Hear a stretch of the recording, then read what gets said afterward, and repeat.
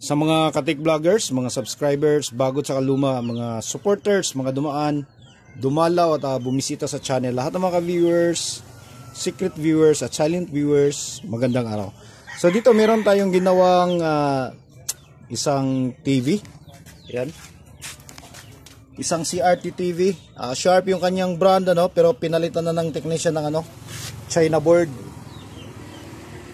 Ayan siya. Ayan, tsaka ito yung may-ari.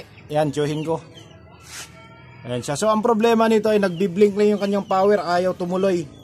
At nung binuksan natin, chinek natin, ito yung ating nakita, oh. Sira yung capacitor sa vertical, tapos sunog yung kanyang vertical IC. At napalitan na natin.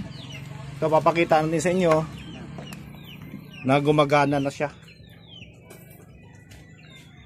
Yan, hindi ko na dinetalye dahil matatagalan tayo. Ayan, ayan sa, gumagana na. Tsaka yun lang yung problema.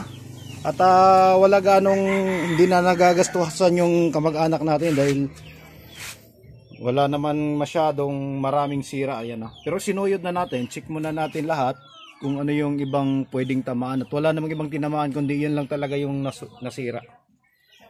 Ayan. So hanggang dito lang siguro, at least may pang-update tayo ngayong araw na to. So maraming salamat, God bless at bye bye.